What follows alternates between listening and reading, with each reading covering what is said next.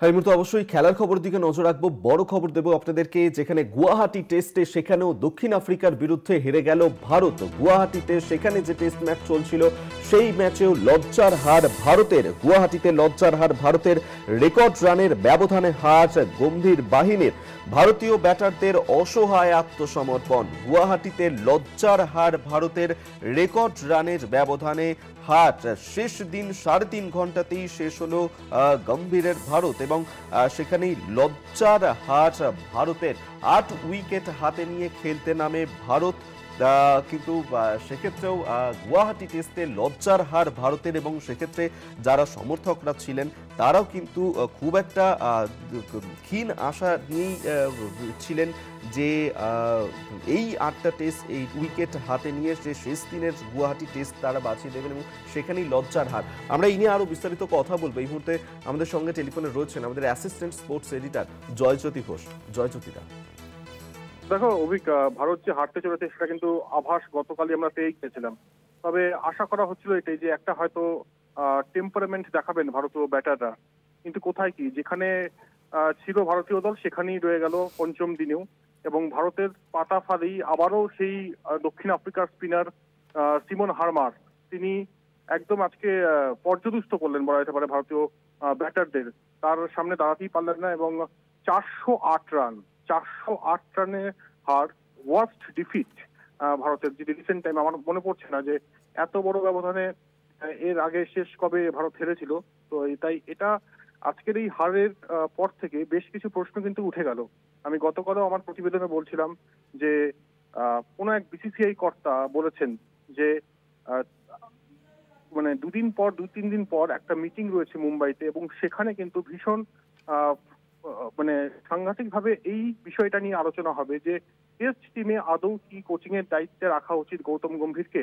আর যদি গৌতম গম্ভীরকে না সরানো হয় তাহলেও অন্য কোনো ক্রিকেটার যে আসতে চলেছেন, অন্য কোনো সিনিয়র ক্রিকেটার এই কোচিং এ, সেটা কি ক্যাপাসিটিতে আসবে সেটা অবশ্যই বিসিসিআই ঘোষণা করবে। কিন্তু কাউকে না কাউকে যে আনতে চলেছে এটা কিন্তু প্রায় নিশ্চিত। এবং যে নামটা উঠে আসছে সেটা হচ্ছে ভিভিএস লক্ষ্মণ।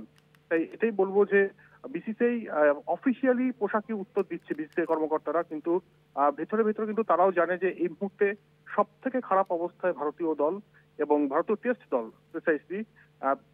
নিউজিল্যান্ডের বিরুদ্ধে হার এবং একই সঙ্গে সাউথ আফ্রিকার বিরুদ্ধে হার, তাও আবার ঘরের মাটিতে। যদি এখানে একটা বিষয় জানতে চাইবো যে কিছুদিন আগে আমরা ইডেনের ক্ষেত্রে দেখলাম যে ইডেনে যে টেস্ট ম্যাচ ছিল সেখানেও লজ্জার হার, ঘরের মাঠে এভাবে হারতে হলো ভারতকে এবং আজকে গুয়াহাটিতে সেই একই পরিণতি ভারতের। এই এভাবে অসহায় আত্মসমর্পণ ভারতের কেন? কোথাও গিয়ে কি কোথাও ভুল হচ্ছে ভারতের? অভিক, উইকেট যাই থাকুক না কেন, ইডেন গার্ডেন্সে স্পিনিং ট্র্যাক ছিল, টার্নিং ট্র্যাক ছিল, সেটা নিয়ে অনেক প্রশ্ন। এবার বিষয় হচ্ছে যে এখানে তো উইকেট ভালো ছিল, সেখানে এরকম পরিণতি কেন?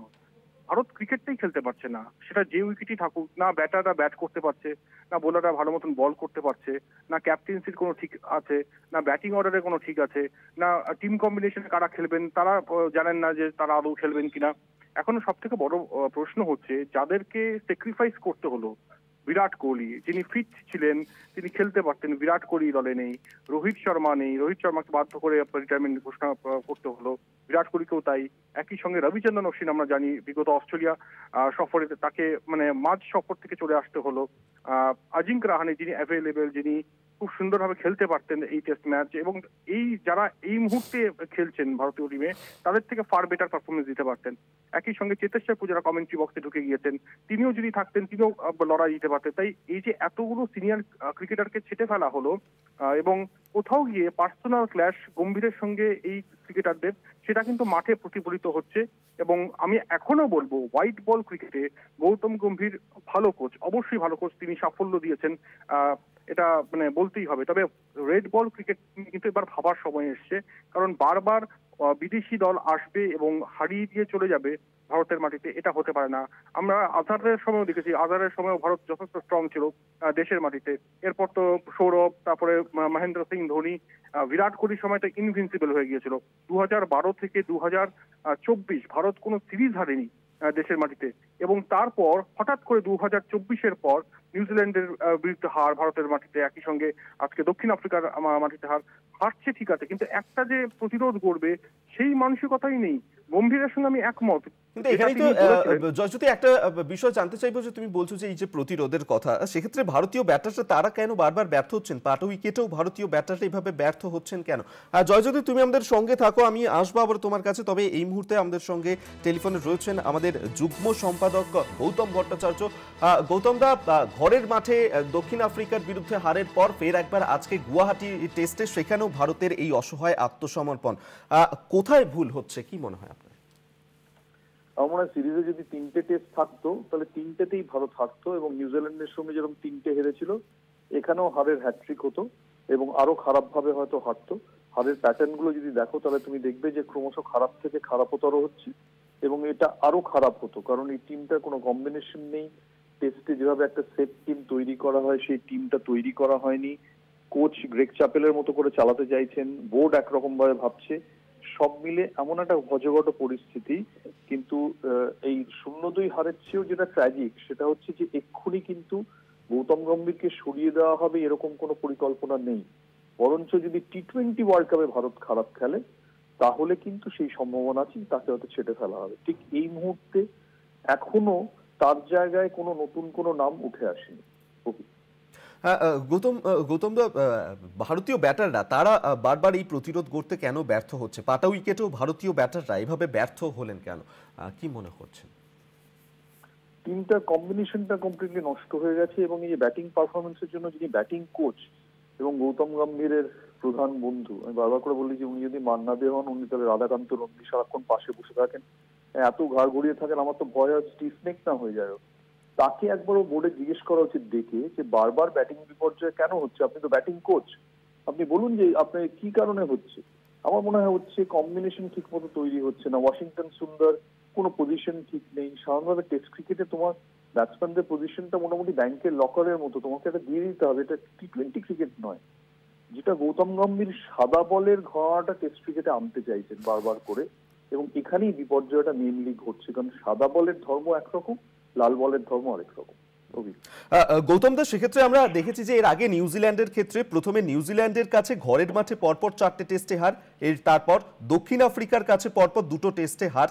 ঘরের মাঠে এভাবে হার শেষ কবে হয়েছে?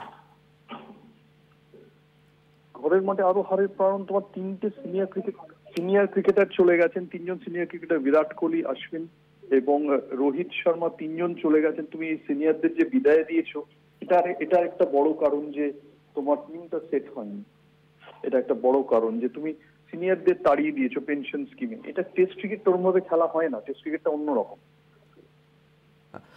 গৌতম দা, কিছুক্ষণ আগে আপনি গৌতম গম্ভীরের কথাও বলছিলেন, এবং সেখানেই আপনার কাছে জানতে চাইবো যে এক্ষেত্রে দক্ষিণ আফ্রিকার বিরুদ্ধে ইডেনে যখন আমরা ম্যাচটা দেখলাম সেখানেও গৌতম গম্ভীরের কোচিং নিয়ে একটা প্রশ্ন উঠেছিল। আজকে ফের একবার গুয়াহাটিতে সেখানে হার, গৌতম গম্ভীরের কোচিং নিয়ে কি তাহলে প্রশ্ন উঠবে?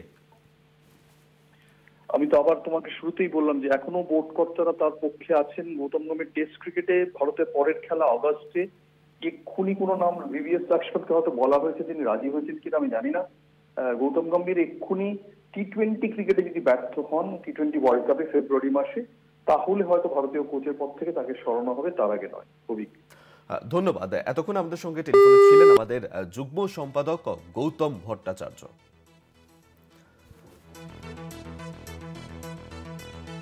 আমাদের সঙ্গে টেলিফোনে ছিলেন আমাদের assistant sports editor Joyjyoti Ghosh. Joyjyoti, তোমাকেও ধন্যবাদ সঙ্গে থাকার জন্য।